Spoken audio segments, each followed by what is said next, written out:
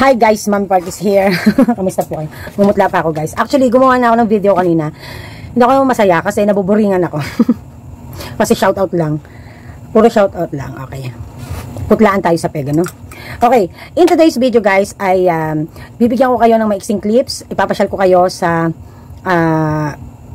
magiging bahay ni Lola nyo / magiging branch ng ating store. And alam ko maraming iba dyan, no? Lalo na nung unang nilabas ko yung video na in-inform ko kayo na magkakaroon na nga tayo ng branch. And also kung ano na ba ang ganap, no? Actually kasi pumunta kami ni Lola Park nyo Monday ng gabi kasi ang Lola Park nyo ay nagdala na ng higaan niya, no? So para makatipid, so meron siyang extra talaga na katre. Katre po tawag sa amin dito sa Katagalugan, dito sa Bulacan, or papag, no? Or higaang kahoy na gawa sa kawayan. Yon ang gusto ng lola nyo. At syempre dala-dala ng lola nyo, so Lola Park nyo. So kaya para makatipid nga naman, ano. And then yung kutsyon na minana nila sa akin way back pa na yung meron kaming double deck na higaan, no? Kasi syempre sayang nga naman. And I'll make sure naman na comfortable si Lola Park nyo, no? So kaya nga hindi naman biro ang ating kinuha, no? Actually we're not that just ready yet para sa sa pagkakaroon ng branch. Although it is in my plan talaga, matagal na. However, yung manpower nga ang problema namin. So I would not expect much like how paano ko ba sabihin? Kasi si Lola Park nyo mahina na, hindi na siya ganun talaga kalakas at kalikse. But the good news is, me and Daddy Park talk about already the decision that Kauri will take care of mom, na doon siya magstay at tulungan si Lola Park to handle the store. Actually, excited din si Kauri. Although walang internet doon, but she is excited. It is because syempre, teenager na, alam naman natin yan. And also, syempre, she said na I can able to manage a store, no? So talagang ang magmanage niyan ay si Lola Park nyo at saka si Kauri, no? This is a very good experience to Kauri. This is a very good practice or kumbaga ba ay on the job training, no? Na ma-experience niya with her Lola Park na how to handle the store, no? So Mami Park, it's too early for Kauri. It's very young age, 14 years old. No, it's not. I think it's about time. So para makita din natin, mapiga natin talaga kung ano ba ang mga anak natin, saan sila interesado. If they are just helping us, it is because it is the family rules, or passion ba talaga nila ang negosyo, or passion nila ang negosyo but hindi ang sari-sari store. But she's excited kasi siguro normal na sa kanya ang pagtitindahan dahil maliit pa lang siya, na-expose na siya talaga sa sari-sari store business kasi that's what I had before nung kinuha ko na sila sa nag-aalaga nang ako ay magstay na sa Bulacan, no? And I am already that time 2.5 years na ako that time, 2 or 3 that time na solo parent, no? So one of the best thing that happened to me is to have a sari-sari store, and that idea came from your Lola Park. So that is why ngayon sinong makapagsasabi, hindi makapag-aakala, no, na kahit pa paano Lola Park can able to engage in level up sari-sari store. Kasi meron siyang sari-sari store sa ngayon, sa totoo lang, doon sa bahay ng kapatid ko. It's just that kasi, syempre, she's going to move na with us, although she is separated ng i-stayan. Kasi syempre guys, di ba? Syempre ako may asawa na. Hindi naman kalakihan ng bahay namin. Hindi naman siya pwede dito kasi nga, mababangga siya dito dahil dito mabilisan ng kilos, no? Dito bawal bawal yung basta-basta dito sa mga aisles, basta-basta kami nagsasalubong kasi talagang ka talaga, masasangga ka talaga. And of course, ayoko naman ng sobrang solong-solo si Lola Park nyo. Kasi yung stepdad ko, hindi naman pa siya agad sasama kay Mother Earth. And it seems like si Lolo Park deciding na kung mai-stop sila doon sa kapatid ko, uuwi muna doon sa kanila, sa mga kapatid, no, magbabakasyon. So, but I do hope that eventually they will be together. So, I just cannot saklaw, no, yung decisions ni Lola Park nyo kasi it's their life, no, and I don't like na too much na maano naman sa social media kasi ang concern lang kasi talaga natin dito is yung journey ng Lola Park nyo and yung journey ng ating branch, no, yung pag-open natin ng panibagong store. That is why I want you guys na talagang ma-update kayo and madala kayo sa journey na yan. Tulad ng ginawa ko nung nahandito ako. So, alam ko nga may mga excited at maraming super excited at maraming excitedan lang. Ganyan. Pero nakakatuwa kasi si Beshi, kahit may sakit siya, she able to always texted me na kamusta, na open na ba, kamusta ba kailan ang opening ng store ni Lola Park, no? Kasi parang itinuring na namin siya na parang para kay Lola Park. Kasi the main reason nga to open another store is for Lola Park. Although this would be a under pa rin ng aming store kasi all of the items, all of the things that we're going to put in there is came from here. Lahat yan pagpupursige, pagsisikap at namin prutas ng pagsusumikap namin dito, no? So kaya naman happy ako na kahit papaano ngayon mag-open ka ng store, hindi problema kung ano man yung kailangan ng mga ibang mga resources. Kasi kaya po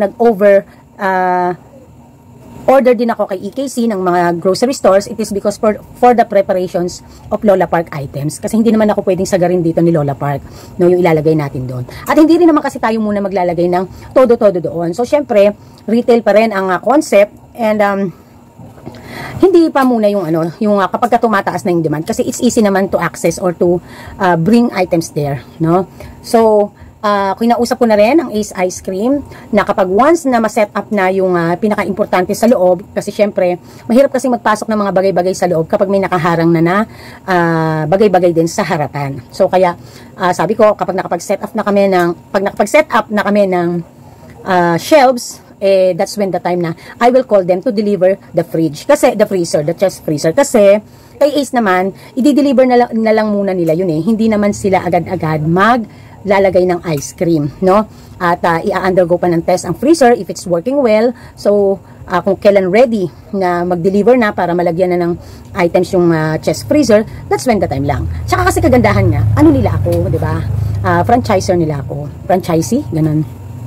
So, I already talked to some of the suppliers na kikater sa mga needs namin, no? Nandiyan ang number 1 si EKC, no, ang ating Nestle products and also our some other marami pa. So masaya lang ako kasi kahit papaano yung mga highlights na mga kailangan naming items ay madali na ngayong ma-order, no? And puhunan na lang, karagdagang puhunan na lang talaga ang kailangan. So kaya diyan papasok guys. So mamaya-maya ako na kayo papasyalan. So kaya diyan papasok guys ang ating bangko, subsidiary ni BPI. So hahapyawan ko lang to guys. Alam niyo po ba na si Lola Park ay matagal ng member ng BPI Bangko? Opo. No, yung bangko, yung subsidiary, yung parang ka-sister company ni BPI na kung saan ay nagpapautang sa mga may mga maliliit na negosyo na kailangan ng expansion, kailangan ng dagdag puhunan, kailangan ng mga renovations para sa kanilang negosyo, kailangan ng sasakyan, makabili para sa kanilang negosyo. So, si Lola Park nyo po talaga ay napakatagal ng member niyan. At kapag ka po siya ay nakakatapos na sa cycle niya, lagi po iyan nagre-renew, no? So, usually kasi si Lola Park nyo, ginagamit niya yung 12 months to pay ng bangko. Now, why choose bangko?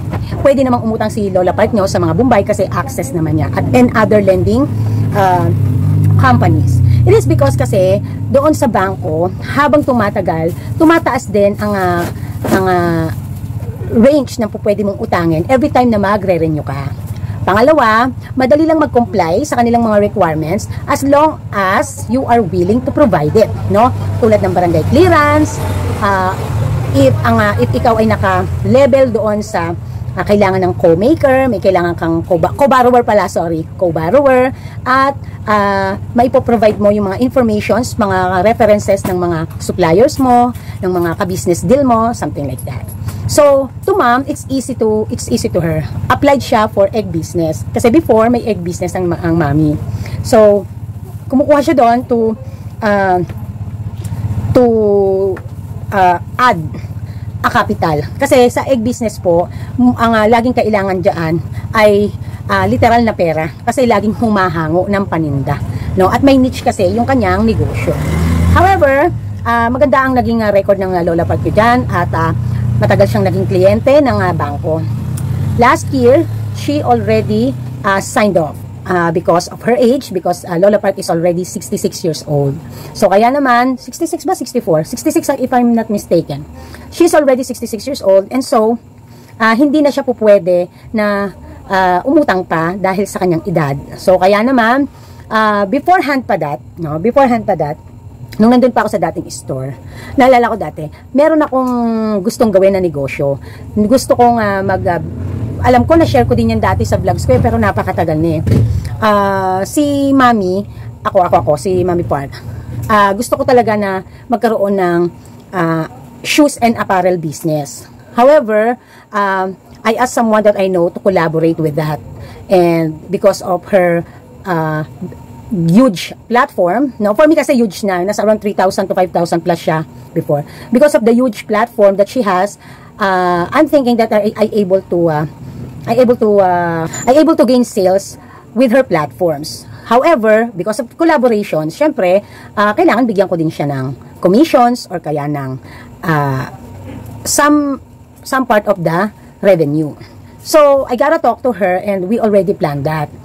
And then, I asked Mom na if I could raise her loan na ako ang magbabayad, no? Kasi I have the capacity to pay. However, I'm not a member, no? If I will be a member, ang mapapahiram lang sa akin ni bangko under ni BPI is napakaliit, which is I can already provide that. And so that is why I asked my mom if pwede akong umano sa kanya, maki-ride on, and then ako na lang yung magbabayad nung part ko, no? So it happens na nangyari yon. So we can able to, actually ginawa pa nga niya akong co-maker that time. So kaya hindi na siya nahirapan sa pagkuha ng co-maker kasi ako yung nag-co-maker, and naka-raise siya ng loan ng walang kahirap-hirap. And so that's how it goes. But the thing is, what happened to that collaboration and the planned business? Actually, nung ma-release na yung pera, inano ko na, namili na kami, ganyan. So, I able to, fix how to sell the items. Ang dami kong rubber shoes, napakarami kong shoes before, at saka chinelas. Actually, kahit linggo-linggo, kahit araw-araw makapagpalit ako ng chinelas, I can do it. No? I really can do it.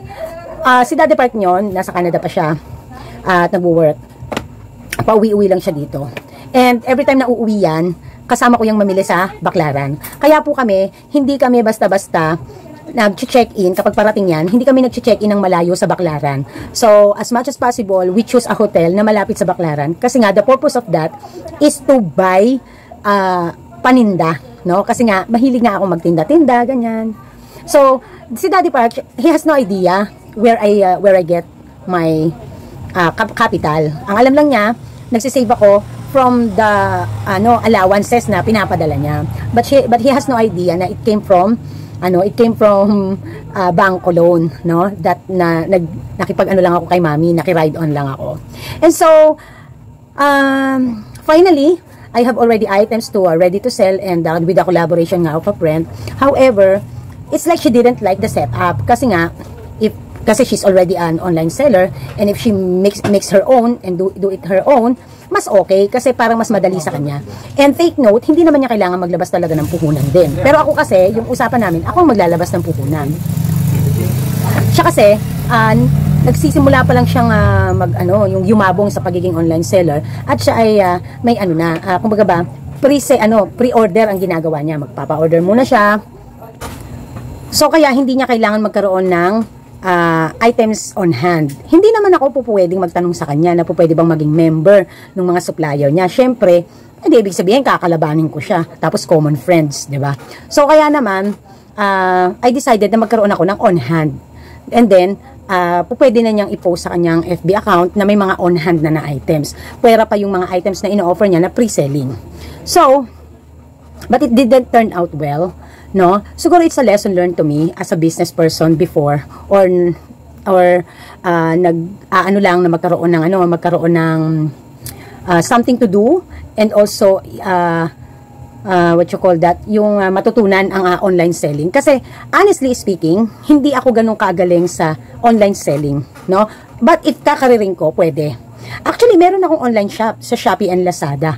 No, Bebe Love Mommy ang pangalan. Hindi ko siya tinuloy. Meron akong online shop matagal na. That was already 3 years ago. No, actually, lagi nga akong inaanuhan ni Shopee nang i-revive ko yung aking shop, no?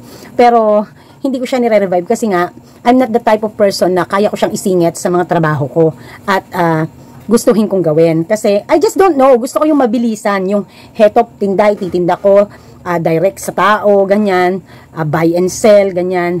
Mas okay ako doon sa ganun na sa ganun na konsepto. So, it didn't turn out well, and sa totoo lang, yung iba halos na pamigay lang, bagsak presyo, paluging presyo. So, siguro hindi siya ganung nag-matter sa akin kasi that time I was not struggling when it comes to financial. And then I realized na kung gaano kahirap ang pera nung ako ay nagigipit na, no? So that was a big mistake and also a big lesson to me. Sabi ko nga sa inyo nagkakamali din ng Mommy Park no. Siguro kasi iba lifestyle ko before, no? Dahil So ako real talk lang, kinukuwento ko lang sa inyo kasi syempre I want to share it to you guys. So yun nga, it didn't turn out well, but I still paying what I owe from or what we loan from BPI or from Bangko, no? Subsidiary of BPI. And so my mom saying to me that nag-aaksaya ka ng pera, ganito ganyan, ganyan. Kasi nga naman yung kay Lola Park nyo, ubos na yung kinuha kong parte, sa kanya meron pa, inaabot pa ng taon. Ganun katinik ang lola niyo sa pera kung hindi lang siya laging hinihingian ng mga ibang anak or hindi siya nagsusupport. Napakagaling sa perang maghawak ang lola niyo, napakagaling mag-handle. Kaya gusto ko siya talaga na makatandem uli. Anyways, fast forward and moving on. So, since then, hindi pa rin ako naging member ng bangko, si Mami lang. So every time na meron talagang kailangang pagkagastusan na hindi kasama sa aking mga allowances ay ang BPI ang natatakbuhan ko. O Mami Park, hindi ka naman pala struggling sa pera noon, why you have to loan pa? Yun nga kasi, wala nga kasi sa budget. Let's say for example, one time, si Lola Park nyo, kailangan niya ng puhunan, kailangan niya ng pera. And so what I did is, sige kako, kailan ka magre-renew, renewin mo ako magbabayad. So ganun yung ginagawa kong pagtulong kay ma'am, kay Lola Park nyo. Ako ang nag-shoulder paminsan-minsan kapag may gusto siya. Kasi nga, yun na lang yung magagawa ko para sa kanya. Siguro gawa na rin ang nahihiya rin ako kay Daddy Park that time, na sabihin ko literally, na susuportahan ko si Mother Earth. So kaya naman, hindi pa ako naging ganun ka-open kay Daddy Park when it comes to that. Nahihiya ako. Sabi ko nga sa inyo, kahit ako ay may foreigner husband, partner, hindi ako yung tipo ng babae na sasabihin kong dapat suportahan mo din ang family ko. O may problema yung ganito ko, may problema ganito. Hindi po ako naggagaganong kay Daddy. Although si Daddy Park that time, nag-offer siya talaga na whatever you need, whatever happened, tell me and so I could help you. Ako kasi hindi nagsasabi. Ang sinasabi ko lang talaga is yung allowances namin. Honestly, even in our third year in relationship ni Daddy Park, dumadating pa talaga ako sa punto na mamawis ng kilikili ko, literal. Every time na mag-aasa ko na, papaalala ko sa kanya na kailangan ko na ng allowances, pwede ba pwede ba magpadala ka na, ganyan, can you please send it early than the schedule natin monthly kasi kailangan ko ng pera, ganyan. So, it's really, really hard when you're not earning on your own. Kaya talagang pangarap ko, maging I can make my own money. Ay, hindi ka nga kasi ako sanay nung manghihingi. Ako, na nahihiya ako.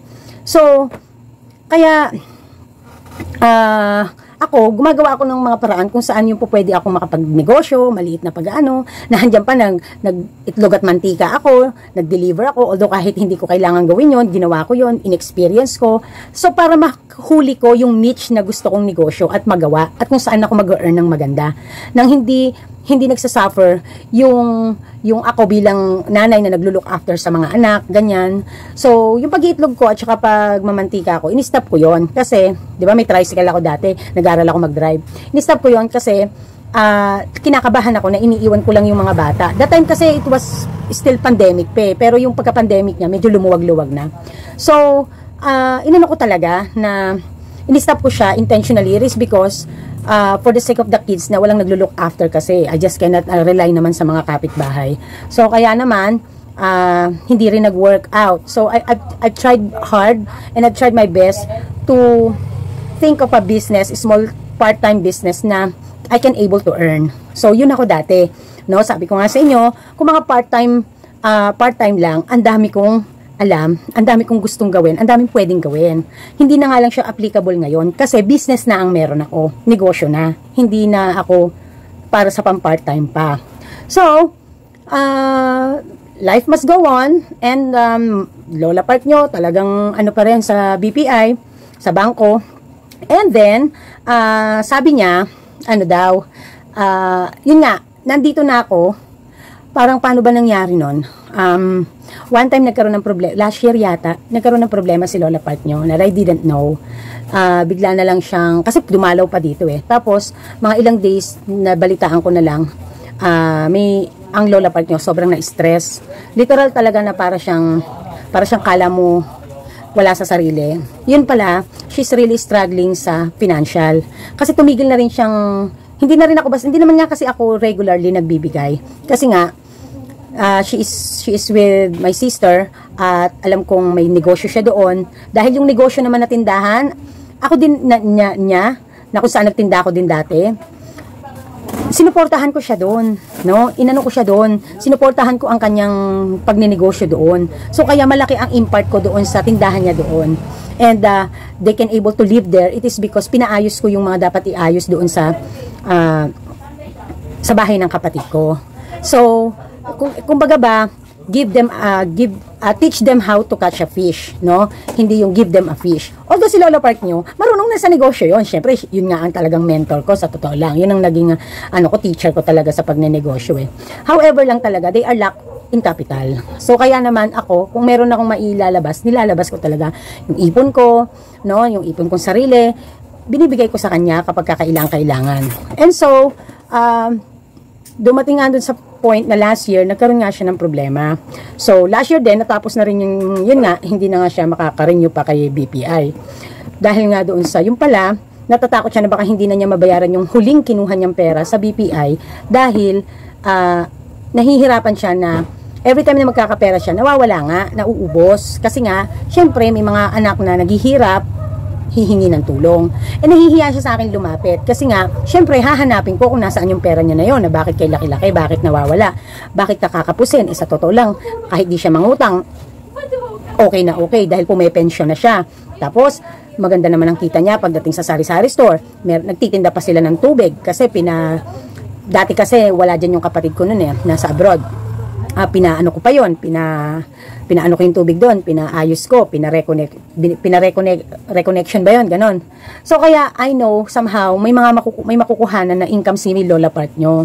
Until nga last year, ganon yung nangyari na nagkaroon siya ng problema. So hindi ko pa yun alam nung mga una. May sakit daw si Mami, sabi daw ng doktor kasi hindi mapagkatulog, nagkaroon ng insomnia, something like that. So ako, dahil sobrang busy ako dito, di ako basta pumupunta doon. Kasi nga, ang katwiran ko, ang dami naman nila doon. So, pagkakailangan na talaga, pupunta ako. So, one time, kami ng best friend ko, galing kami ng Lumina. And then, dumiretso ako. Kasi nga, hindi ko pa nga siya napupuntahan. Dumiretso ako doon at kinausap ko siya.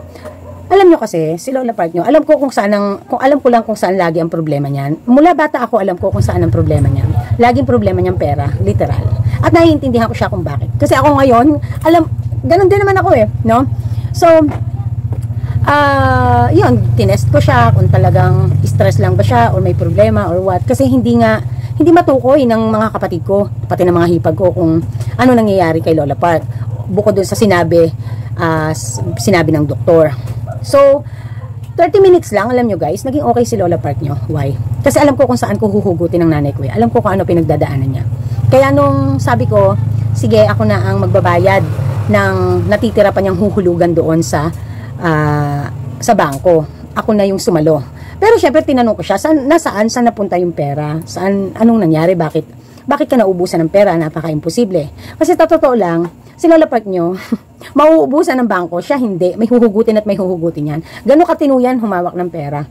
No? Kaya lang talagang, it's so sad na gano'n yung nangyari.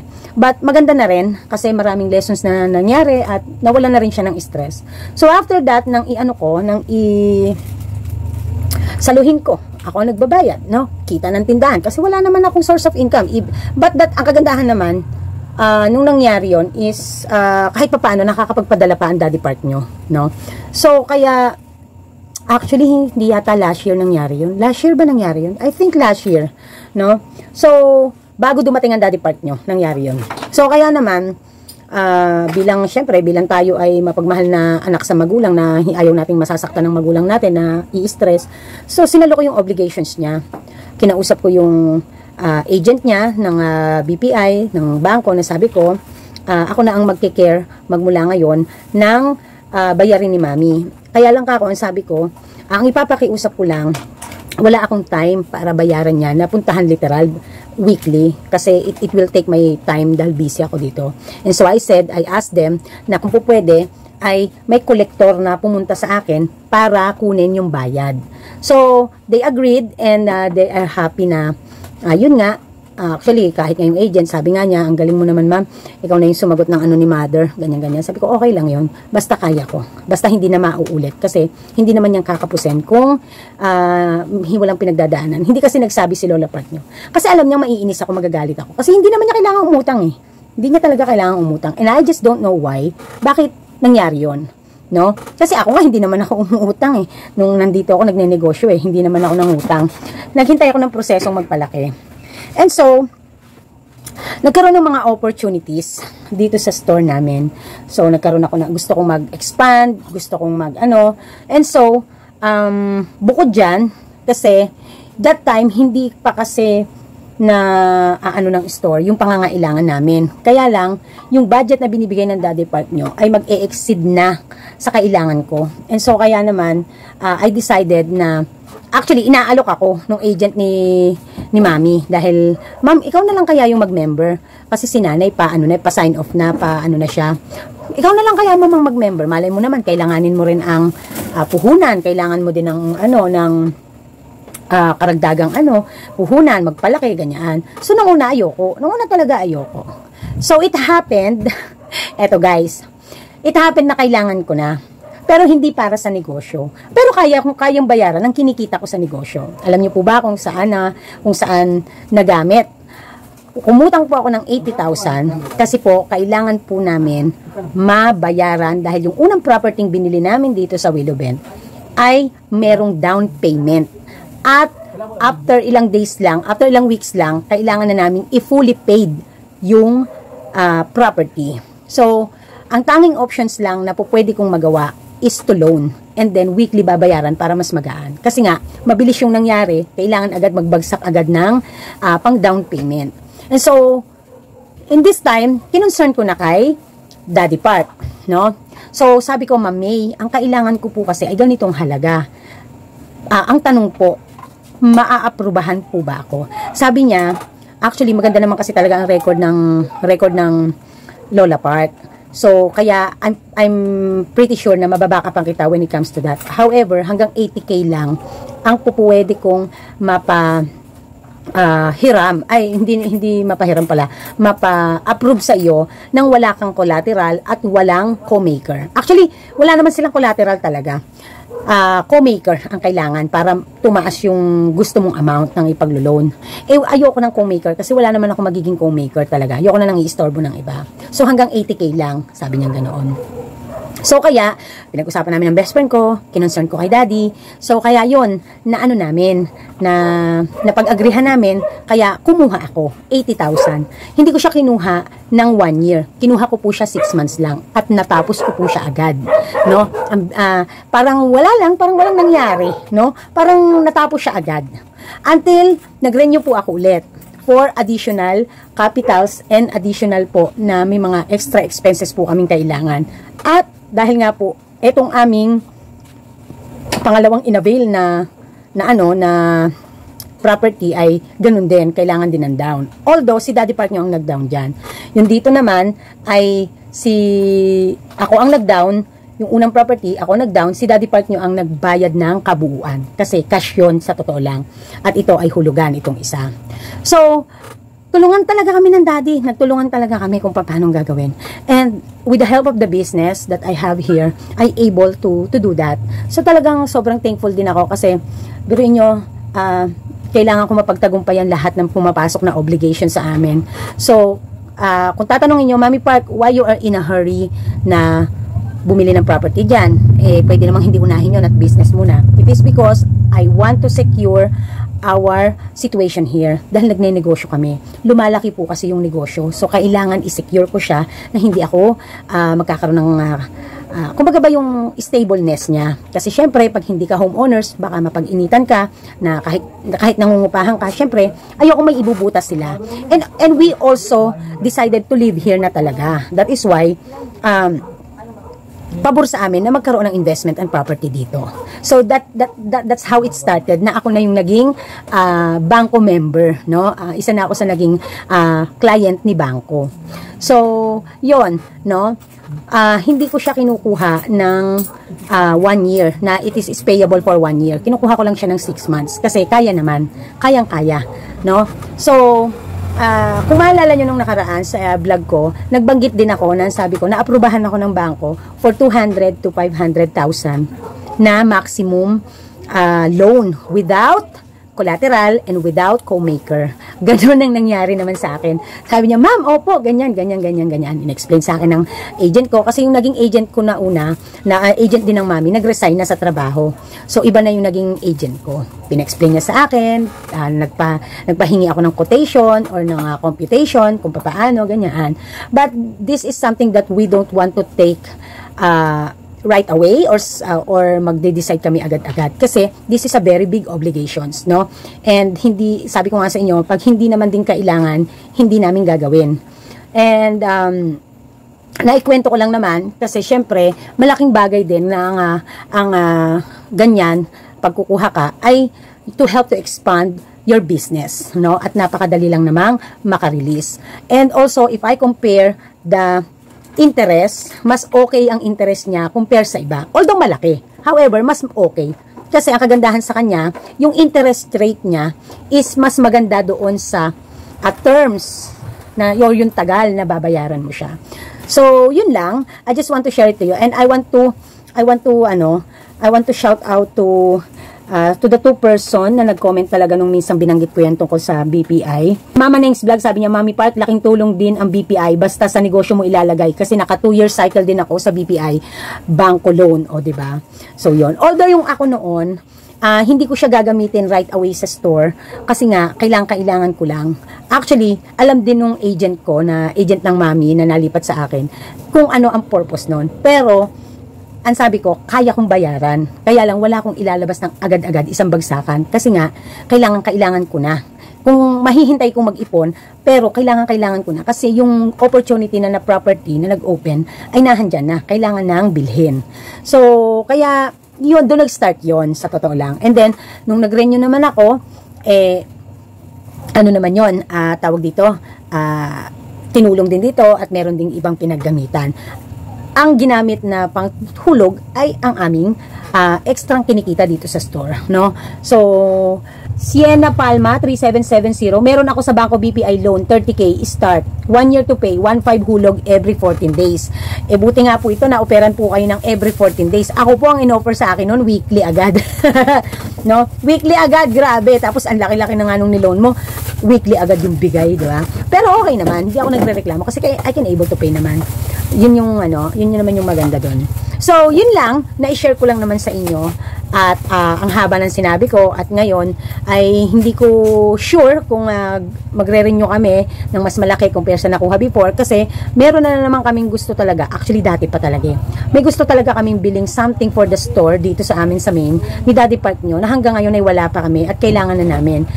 These expenses is would help to generate more income. So actually mahirap kasi malaki yung kailangan. Kaya pinag-iisipan muna namin bago kami mag-go through with that. And also, to think and to consider that Lola Park is now part of the family at talagang obligasyon na rin namin siya once na nag-move in na siya dito. Talagang we need to think and decide more carefully. And syempre kailangan team, no? We work as a team. Kasi yun ang gusto ng Daddy Park niya, sa totoo lang. Kung walang mga indifferences ang pamilya, mas gusto niya talaga na mag-work together ang family para walang nahihirapan, walang hindi kakain, walang hihirap sa pamilya, sa member of the family. So, kasi sabi ko sa Daddy Park nyo, for now talaga, my concern is mom, no? Kasi I don't think na kailangan ko pang intindihan ng mga iba kong kapatid. Someday, if I could make or if we could build a good business na kailangan na talaga ng maraming, kailangan na mas pagkakatiwalaan natin compare sa ibang tao, no? Let's see. Kasi ako, ang pangarap ko talaga, maka-build up ako ng big time business na ang mga kapatid ko, na lalo ng mga lalaki kong mga kapatid, na kapag sila walang trabaho, walang extra job, they can able to have a job, or they can able to have a not a business, they can able to earn still kung pupunta sila sa akin at mag-join force kami sa pagnenegosyo. Yun po kasi yun, no? So, yun lang. Na-share ko lang naman sa inyo yan. At least, no, it's something about that, a real talk, no? Buhay talaga natin. So, sabi ko nga dati nag-start ako sa pagtitindahan ng walang utang. Nagpapalaki ako na nagkakautang ako. Although, I'm so careful with that talaga, no? This year or maybe next year, gagaang na ang aming mga obligations. And I'm so happy to look forward to that kasi kailangan na namin mag-start mag-ipon para naman sa mga minimithi naming pangarap na magkaroon kami ng bahay. Hopefully, no? If bibigay naman ng Diyos, bibigay naman yun no? But right now, I'm happy that I have Daddy Park and I have the Lola Park. Siyempre, tayong negosyong inaayos, i-manage. And so, let's go, let's see, and mag-ano na tayo at bibigyan ko kayo ng brief dyan sa ating business ni Lola Park nyo or yung ating branch at kung ano na ang kanyang update today. Okay? So, yun nga, hindi pa kami makamove in kasi din basta-basta at makapaglinis kasi nga, according to the may-ari, may back job pa sila na gagawin dahil yung tubig at metro ng pwesto ay nagkaroon ng leak. So, they have to dig pa sa concrete sa floor para maayos, no? So, syempre, kailangan, pag nandun tayo, maayos na lahat. It's so hard kasi na yung kung kailan nakapaglagay na ng mga gamit doon, mga kung ano-ano doon, saka magkakaroon ng mga major problems tulad ng ganyan, yung mga sa tubig, may mga instalasyon. Okay? So, tara, ipapasyal ko na kayo. So, sana may natutunan kayo at na ano kayo sa ating story for today, no? Hi guys, eto na po yung update sa loob po ng ating store branch na soon ay bubuksan natin. Napag-isa na po yung 2 pwesto dahil 2 pwesto po ang kinuha natin. So dinala na ni Lola Park yung kanyang magiging higaan kasi para daw madali nang maghakot. So wala pa tayong mga shelves kasi ongoing pa na ginagawa ng Daddy Park. So hello kay tatay na nag-e-explain na may mga gagawin pang importante na mga major na gagawin dyan sa pwesto. At including na din dyan ang back job nila na may nag-leak daw sa tubig. So nakakatuwa kasi mas naging well-ventilated ang ating pwesto at lumuwag. So doon po sa magiging bakante na walang harang dyan sa pinapasukan na higaan, dyan po ipupwesto yung Ace Ice Cream at tayo po ay nagpasabi na kay Ace. So sabi ni Lola Park nyo, inuna lang daw niya yung higaan kasi iyan yung mas mabigat-bigat na dadalhin. Kasi wala naman talagang halos bibit-bitin si Lola Park nyo. No? So ayan, meron tayong screen dyan. So hindi na namin pina-open yung isa kasi nga ipapasok lang naman itong higaan. So swak na swak po yung higaan na yan doon sa may parang pinakapapasok na yun na pangalawang CR. Bali 2 ang CR ng Lola Park nyo, 'di ba? Shala si Lola Park nyo. So ayan, at nakakatuwa kasi mas nakita namin yung ganda ng pwesto nung natanggal na yung nasa gitna, napag-isa na siya. So, hopefully, target namin by Sunday or Monday ay makakapag-start na makapag-display at si Lola Park nyo ay maka-moving in na. So, bye!